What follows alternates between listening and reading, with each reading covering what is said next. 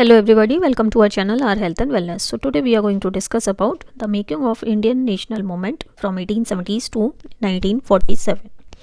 1857 के रिवोल्ट के बाद इंडिया के लोगों को ये लगा कि ब्रिटिश रूल को यहाँ से जड़ से उखाड़ना बहुत ज़रूरी है। जैसे जैसे अवेयरनेस बढ़ने लगी, लोगों को लगने लगा कि इंडिया और उसके रिसोर्सेज इंडियंस के लिए ही है और किसी के लिए नहीं है। जब तक ब्रिटिश कंट्रोल इंडिया के रिसोर्सेज से हटेगा नहीं, इंडिया के लोगों से हटेगा नहीं, इंडिया इंडियंस की कैसे हो सकती है। तो पहला और आखिरी टास्क हर इंडियन का ये हो गया था कि ब्रिटिश रूल के अगेंस्ट फाइट करें, और जब तक फाइट करें जब तक ये जड़ से उखड़ ना जाए। तो बहुत सारी पॉलिटिकल एसोसिएशंस बनी 1870s और 1880s में, जिसमें इंडियन एसोसिएशन थी, मद्रास महाजन सभा थी, बॉम्बे प्रेसिडेंसी एसोसिएशन थी, पूना सार्वजनिक सभा थी। तो इनका मोटिव यही था कि ब्रिटिश रूल को इंडिया से हटाना। ब्रिटिशर्स को भी इन सारे डेवलपमेंट्स के बारे में अच्छी तरह जानकारी थी। उन्होंने एक्शन लेना शुरू किया। उन्होंने आर्म्स एक्ट शुरू किया, जिसके अकॉर्डिंग कोई इंडियन आर्म्स नहीं रख सकता, हथियार नहीं रख सकता। वर्नाकुलर प्रेस एक्ट शुरू किया, जिसके अकॉर्डिंग कोई भी प्रेस में ब्रिटिशर्स के अगेंस्ट कुछ छाप नहीं सकता। तो इससे लोगों में बहुत ज़्यादा रोष होने लगा। इसी बीच में 1905 में बंगाल, जो कि ब्रिटिश इंडिया का सबसे बड़ा प्रोविंस था, जिसमें बिहार के पार्ट्स आते थे, उड़ीसा के पार्ट्स आते थे, लॉर्ड कर्जन ने उसको पार्टीशन कर दिया, जिसकी वजह से लोगों में और ज़्यादा रोष डेवलप हो गया। कुछ रेलेवेंट डेट्स आ जाती हैं जिसको हमें याद रखना बहुत ज़रूरी है। एक हो जाती है आपकी 1878, जिसमें आर्म्स एक्ट पास हुई थी, वर्नाकुलर प्रेस एक्ट पास हुई थी। 1885 में इंडियन नेशनल कांग्रेस एग्जिस्टेंस में आई। 1905 में कर्जन ने बंगाल को पार्टीशन कर दिया था। 1906 में ऑल इंडिया मुस्लिम लीग का फॉर्मेशन हुआ। 1915 में महात्मा गांधी साउथ अफ्रीका से इंडिया आ गए। 1919 में रॉलेट एक्ट पास हुआ। जलियांवाला बाग मैसेक्र भी हुआ। 1920 में नॉन कॉपरेशन मूवमेंट स्टार्ट हुआ। 1922 में गांधी जी ने नॉन कॉपरेशन मूवमेंट वापस ले लिया due to Chauri Chaura incident. 1930 में महात्मा गांधी ने दांडी मार्च लॉन्च किया। 1939 में सेकेंड वर्ल्ड वॉर शुरू हुआ। 1942 में क्विट इंडिया मूवमेंट स्टार्ट हुआ, और 1947 में India got its independence and the country was partitioned into 2 countries, India and Pakistan. तो अब हम जानेंगे जलियांवाला बाग मैसेक्र कैसे हुआ, क्या हुआ था। जलियांवाला बाग एक पब्लिक गार्डन है near golden temple in Amritsar, जो कि पंजाब में लोकेटेड है।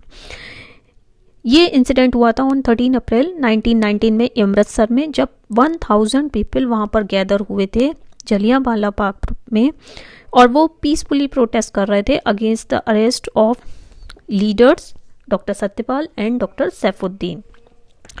कौन से ऐसे कंट्रीज थे, कौन से ऐसे 2 ग्रुप्स थे जिन्होंने फर्स्ट वर्ल्ड वॉर फाइट किया था? तो एक ग्रुप था आपका Russia, France, Britain, Italy and United States, जबकि दूसरा ग्रुप था Germany, Bulgaria, Ottoman Empire, Austria, Hungary. तो ये 2 ग्रुप्स में डिवाइड हो गई थी। तो नेक्स्ट क्वेश्चन आ जाता है, फर्स्ट वर्ल्ड वॉर का इंडिया पर क्या इकोनॉमिक इम्पैक्ट रहा?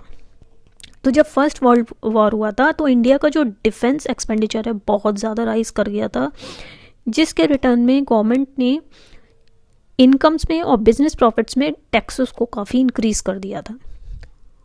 हुआ क्या था, जो वॉर सप्लाईज हैं, जो वॉर में वेपन्स इस्तेमाल होते हैं, उनकी डिमांड बहुत ज़्यादा बढ़ गई थी, मिलिट्री एक्सपेंडिचर बढ़ गया था। तो इससे जब कभी भी वॉर होता है तो वॉर सप्लाईज की डिमांड बढ़ जाती है, मिलिट्री एक्सपेंडिचर बढ़ जाता है।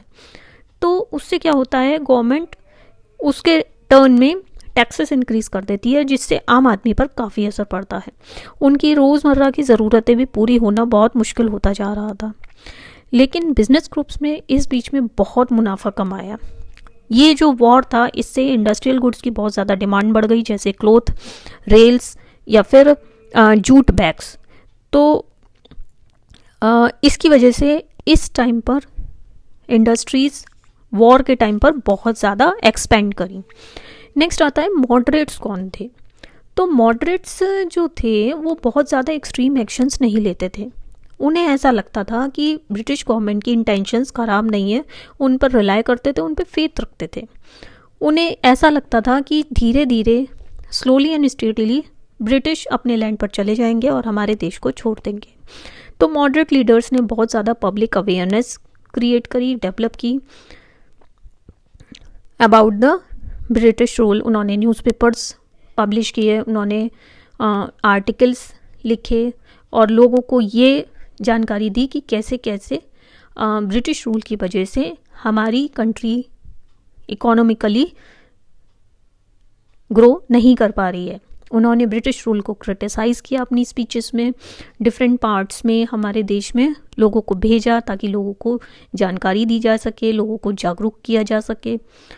उन्हें ऐसा लगता था कि ब्रिटिशर्स को फ्रीडम में बहुत ज़्यादा रेस्पेक्ट है, जस्टिस में बहुत ज़्यादा रेस्पेक्ट है और धीरे धीरे हमारी सारी डिमांड वो एक्सेप्ट कर लेंगे और हमारे देश को छोड़ देंगे।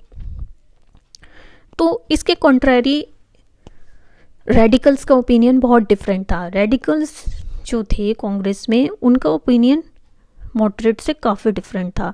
वो एक्शन में बिलीव करते थे और फॉरेनर्स को इंडिया से बाहर भेजना चाहते थे जितनी जल्दी से जल्दी हो सके।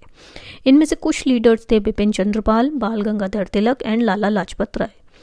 तो उन्हें मॉडरेट्स के आइडियाज़ बिल्कुल समझ में नहीं आते थे, वो उनको क्रिटिसाइज़ करते थे और कंस्ट्रक्टिव वर्क और सेल्फ रिलायंस में बिलीव करते थे। उनके अकॉर्डिंग लोगों को स्वराज के लिए लड़ना चाहिए था और जब तक वो लड़ेंगे नहीं अपने देश को हम आज़ादी नहीं दिला सकते। तो बाल गंगाधर तिलक ने एक स्लोगन भी दिया था, Swaraj is my birthright and I shall have it. Next question आ जाता है कि गांधी जी ने सॉल्ट लॉ को ब्रेक करने का क्यों सोचा। तो गांधी जी सॉल्ट लॉ के लिए बहुत ज़्यादा वरीड थे। अकॉर्डिंग टू दिस लॉ तो स्टेट ने सॉल्ट पर काफ़ी टैक्स लगा रखा था, मैन्युफैक्चर पर भी और सेल पर भी। तो गांधी जी को ये लगता था कि सॉल्ट को टैक्स नहीं करना चाहिए क्योंकि वो हमारे फूड का बहुत ही इसेंशियल आइटम है और चाहे अमीर हो या गरीब सभी को ज़रूरी है। ऐसा नहीं है कोई रिच है तो वो ज़्यादा सॉल्ट कंज्यूम करेगा और कोई पुअर है तो वो कम सॉल्ट कंज्यूम करेगा, वो इक्वली सबके लिए बराबर है।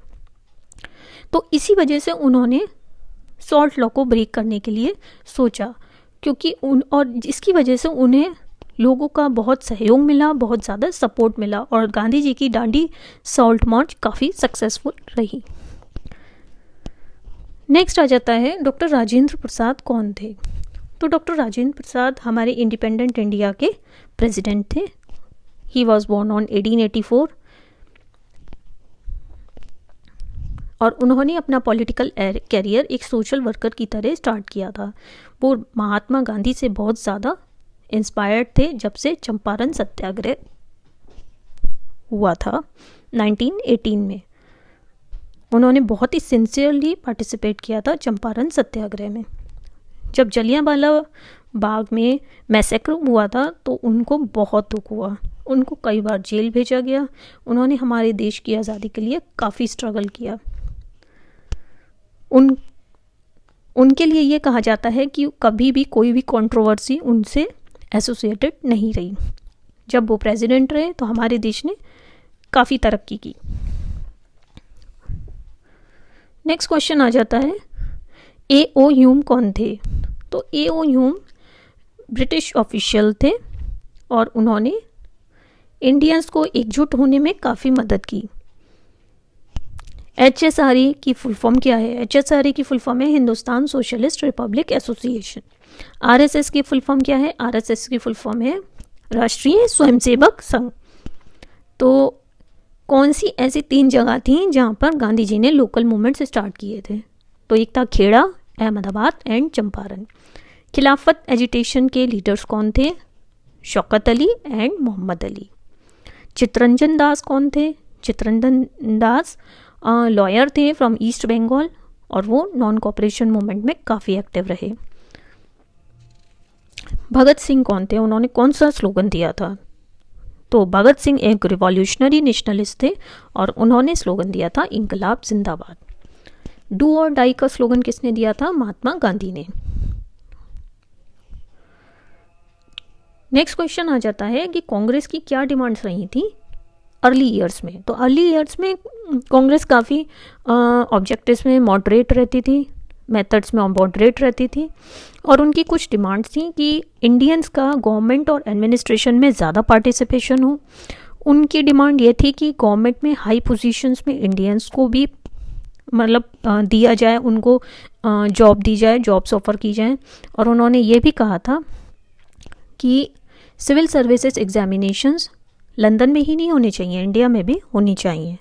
कांग्रेस ने ये भी कहा था कि जुडिशरी को एग्जीक्यूटिव से सेपरेट किया जा सके और कांग्रेस की डिमांड्स थी कि आर्म्स एक्ट को बहाल किया जाए, freedom of speech and expression को भी बहाल किया जाए और उन्होंने टैक्स रेवेन्यू, मिलिट्री एक्सपेंडिचर को कट करने की भी डिमांड की थी और इरिगेशन के लिए ज़्यादा फंड्स राइज करने की भी डिमांड की थी।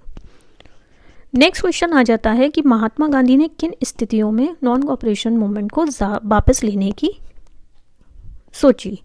तो जब 1920 से 22 चल रहा था तो नॉन कॉपरेशन मूवमेंट काफ़ी मोमेंटम गेन कर चुका था और उसको पूरी इंडियंस से काफ़ी सपोर्ट मिल रहा था, लेकिन एब्रप्टली महात्मा गांधी को इसे वापस लेना पड़ा फरवरी 1922 में, जब कुछ लोगों ने पुलिस स्टेशन में जो कि चौरी चौरा में था वहाँ पर आग लगा दी, जहाँ पर 22 पुलिसमैन की डेथ हो गई थी उस दिन, जिसकी वजह से महात्मा गांधी के सेंटिमेंट्स काफ़ी हर्ट हुए और उन्होंने ये नहीं सोचा था कि लोग इतने वायलेंट हो जाएंगे। इसी वजह से उन्होंने नॉन कॉपरेशन मूवमेंट वापस ले लिया। वो हमेशा ये चाहते थे कि ब्रिटिशर्स को इंडिया से बाहर नॉन वायलेंट मेथड से ही भेजा जाए। नेक्स्ट क्वेश्चन आता है कि साइमन कमीशन को इंडिया में क्यों भेजा गया था। तो ब्रिटिश गवर्नमेंट जो इंग्लैंड में थी उन्होंने एक कमीशन भेजा था जिसके हेड थे Lord Simon in the year 1927 और ये इसलिए भेजा था ताकि इंडिया का पॉलिटिकल फ्यूचर डिसाइड किया जा सके, लेकिन कमीशन में कोई भी इंडियन रिप्रेजेंटेटिव नहीं था, जिसकी वजह से सारे ही पॉलिटिकल ग्रुप्स ने उसको बॉयकॉट कर दिया और जब कमीशन आया तो लोगों ने नारे लगाए Simon go back. Next question आता है रॉलेट एक्ट क्या था। तो ब्रिटिशर्स ने एक रॉलेट एक्ट पास किया था इन द ईयर 1919। तो इसकी वजह से क्या था कि fundamental rights, freedom of expression Indians के कट ऑफ हो गए थे और पुलिस को ये पावर्स थी कि वो कभी भी किसी को भी अरेस्ट कर सकते हैं। बहुत ही ज़्यादा रिप्रेसिव एक्ट था और लोगों में काफ़ी रोष था। कुछ प्रोमिनेंट लीडर्स थे इंडियन फ्रीडम स्ट्रगल के, जैसे मोहम्मद अली जिन्ना, महात्मा गांधी। उन्हें ऐसा लगा कि गवर्नमेंट को कोई राइट नहीं है कि इंडियंस की बेसिक फ्रीडम को भी वो रिस्ट्रिक्ट करें, तो उन्होंने इस एक्ट को अपोज करने की डिसाइड किया, लेकिन नॉन वायलेंटली इसको डिसाइड किया, हड़ताल के ज़रिए, सत्याग्रह सभा के ज़रिए। तो रॉलेट सत्याग्रह काफ़ी फैल चुका था, बहुत दूर दूर तक फैल गया था इंडिया में।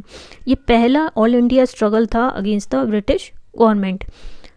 अप्रैल 1919 में बहुत सारे डेमोन्स्ट्रेशंस हुए, हड़ताल्स हुए इंडिया में।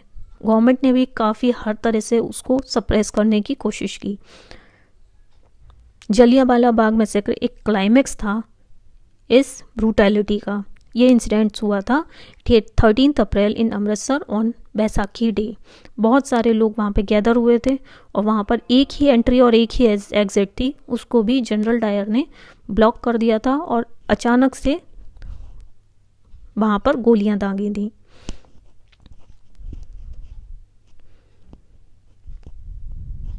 नेक्स्ट आता है क्वेश्चन, भगत सिंह, चंद्रशेखर आज़ाद, सुखदेव और राजगुरु कौन थे। तो भगत सिंह, चंद्रशेखर आज़ाद, सुखदेव और राजगुरु रिवॉल्यूशनरी नेशनलिस्ट थे। वो ब्रिटिश कॉलोनियल रूल के अगेंस्ट फाइट करना चाहते थे, करते भी थे और रिच एक्सप्लॉइटिंग क्लासेस के खिलाफ भी रिवॉल्यूशन करते थे। इस पर्पस के लिए उन्होंने हिंदुस्तान सोशलिस्ट रिपब्लिकन एसोसिएशन 1928 में फिरोज शाह कोटला में दिल्ली में बनाई थी। 1928 में ब्रिटिश पुलिस ऑफिसर थे सॉन्डर्स, जिनको रिस्पॉन्सिबल माना जाता था for the death of Lala Lajpat Rai.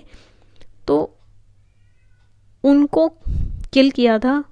Bhagat Singh और बटुकेश्वर दत्त ने असेंबली हॉल में एक बॉम्ब भी डाला था ताकि जो डेफ ईयर्स हैं ब्रिटिश गवर्नमेंट के उनको ओपन किया जा सके, जिसकी वजह से भगत सिंह, सुखदेव और राजगुरु को फांसी दी गई थी on March 23, 1931. So that's all for the day. Thank you so much.